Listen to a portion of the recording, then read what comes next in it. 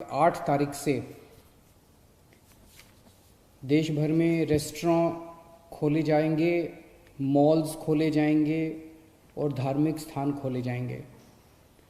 दिल्ली सरकार भी केंद्र सरकार के उन्हीं आदेशों के मुताबिक कल से दिल्ली में रेस्टोरेंट, मॉल्स और धार्मिक स्थान खोलने जा रही है।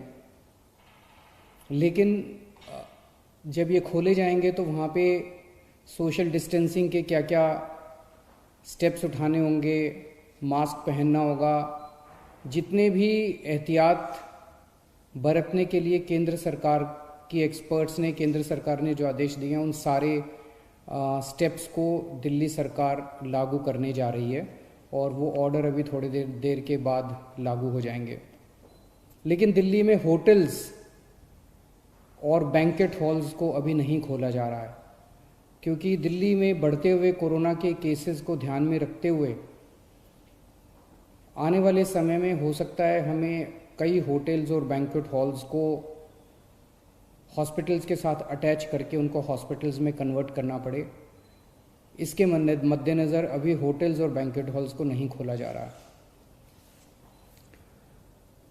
धीरे धीरे हम सब लोगों ने मिलके अपनी अर्थव्यवस्था तो खोल ली, बहुत सारी ढील दे दी लॉकडाउन के अंदर।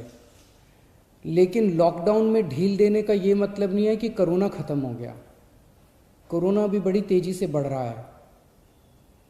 इसीलिए मेरी आप सब लोगों से हाथ जोड़ के विनती है कि जो भी एहतियात बरतने के लिए 3 चीज़ें बार बार कही जा रही हैं, सोशल डिस्टेंसिंग बरतें, मास्क पहनें। मैं देखता हूँ कि कई लोग घर के बाहर निकल रहे हैं बिना मास्क पहने हुए। मास्क पहन के आप किसी पे एहसान नहीं कर रहे, मास्क पहन के आप अपने ऊपर एहसान कर रहे हैं।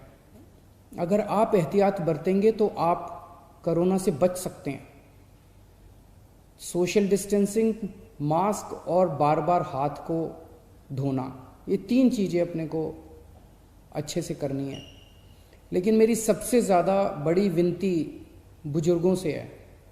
सभी बुजुर्गों से मेरी हाथ जोड़ के विनती है, आप ये मान के चले कि आपके लिए लॉकडाउन ख़त्म नहीं हुआ, अभी भी आपके लिए लॉकडाउन है और आपके लिए तो और ज़्यादा लॉकडाउन है। सख्ती से लॉकडाउन करना है। मान लीजिए आपके घर में आपके बच्चे हैं, थोड़े दिन के लिए बच्चों से इंटरेक्ट करना बंद कर दीजिए, अपने घर के अन्य सदस्यों से इंटरेक्ट करना बंद कर दीजिए, एक ही कमरे में रहिए। अगर ज़रूरत है तो एक बारी बाहर राउंड लगा आइए, लेकिन किसी के साथ भी इंटरेक्ट मत कीजिए किसी भी तरह से। बुज़ुर्ग सबसे ज़्यादा, जितनी मौतें हो रही हैं उनमें सबसे ज़्यादा बुज़ुर्ग हैं। तो मेरी आपसे, जो बुज़ुर्ग हैं और जिनको कोमॉर्बिडिटी जो कहते हैं, कैंसर है या डायबिटीज़ है या सांस की बीमारी है, इन लोगों को ज़्यादा एहतियात बरतने की ज़रूरत है। पिछले हफ्ते मैंने आप सब लोगों से एक और चीज़ है, कल से दिल्ली के बॉर्डर्स खोले जा रहे हैं। 1 हफ्ता पहले हमने दिल्ली के बॉर्डर्स सील किए थे, इसलिए क्योंकि हमें ये लग रहा था कि अगर बॉर्डर्स खोल दिए तो देश भर से जो मरीज आएंगे और दिल्ली के अस्पतालों में इलाज कराएंगे, उससे दिल्ली के अस्पताल अभी जो कोरोना का इलाज कर रहे हैं, क्या उसको बर्दाश्त कर पाएंगे, क्या उस बर्डन को बर्दाश्त कर पाएंगे। इस वजह से बॉर्डर्स को सील किया गया था। कल से दिल्ली के बॉर्डर्स को खोला जा रहा है। साथ ही अभी कैबिनेट की मीटिंग हुई और ये निर्णय लिया जा गया है कि पिछले हफ्ते हमने दिल्ली के लोगों से पूछा था, हमने दिल्ली के लोगों के सामने ये प्रश्न रखा था, हमने दिल्ली के लोगों से ये पूछा था कि अभी तक कोरोना होने तक, मार्च के महीने तक दिल्ली के सारे अस्पताल पूरे देश के लोगों के लिए खुले रहते थे। दिल्ली के लोगों ने कभी अपने देश के लोगों का इलाज करने से मना नहीं किया। किसी भी वक्त हमारे दिल्ली के सारे अस्पतालों में लगभग 60-70% मरीज दिल्ली के बाहर से, देश भर से लोग आए हुए होते थे। हमने कभी मना नहीं किया। लेकिन इस वक्त दिल्ली खुद बहुत बड़ी समस्या में है।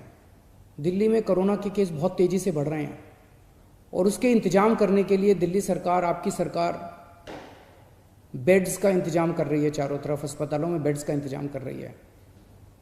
ऐसी स्थिति में अगर हमने दिल्ली के अस्पताल पूरे देश के लोगों के लिए खोल दिए तो दिल्ली के लोगों को जब कोरोना होगा तो वो कहाँ जाएंगे।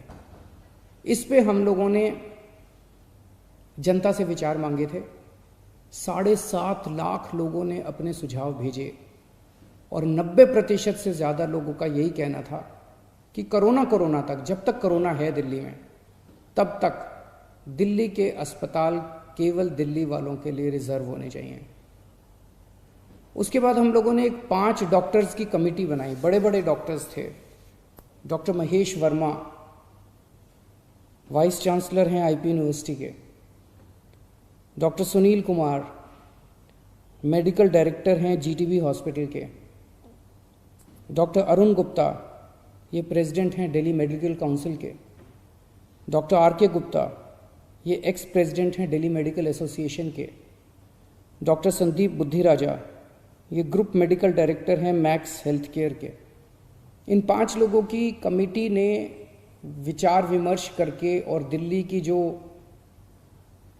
मेडिकल इंफ्रास्ट्रक्चर है, हेल्थ इंफ्रास्ट्रक्चर है, उस पर नज़र डाल के उसको सारे को एसेस करके उन्होंने अपनी रिपोर्ट दी है। और रिपोर्ट में और बहुत सारी चीज़ें हैं, लेकिन उनका ये कहना है कि अगर दिल्ली में इस वक्त कोरोना के केसेस बहुत ज़्यादा बढ़ रहे हैं और जून के अंत तक दिल्ली को लगभग 15,000 बेड्स की ज़रूरत होगी। ये कहाँ से आएंगे? तो इसीलिए उनका ये सुझाव है कि दिल्ली के सारे अस्पताल केवल दिल्ली के लोगों के लिए कुछ महीनों के लिए होने चाहिए और दिल्ली के अस्पतालों को पूरे देश के लोगों के लिए फ़िलहाल नहीं खोलना चाहिए। उन्होंने ये कहा है कि अगर सबके लिए खोल दिया तो 3 दिन के अंदर आज जो 9,000 बेड दिल्ली सरकार ने कोविड के पेशेंट्स के लिए रखे हैं, ये मात्र 3 दिन के अंदर भर जाएंगे। इन सारी चीज़ों पे आज कैबिनेट ने गौर किया। अभी थोड़ी देर पहले हमारी कैबिनेट की मीटिंग थी और कैबिनेट ने गौर करके ये निर्णय लिया है कि हमें एक संतुलन बनाने की ज़रूरत है।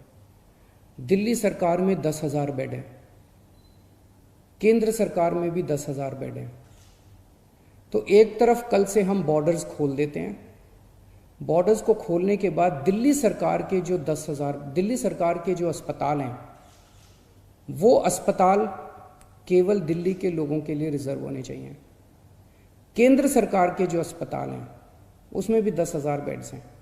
वहाँ पे कोई भी देश भर से आके अपना इलाज करा सके, उसके ऊपर दिल्ली सरकार कोई आदेश नहीं पारित कर रही, उसके ऊपर कोई तो जो जैसे आज व्यवस्था है कि केंद्र सरकार के अस्पतालों में कोई भी जाके इलाज कराता है, केंद्र सरकार के अस्पताल सबके लिए खुले रहेंगे।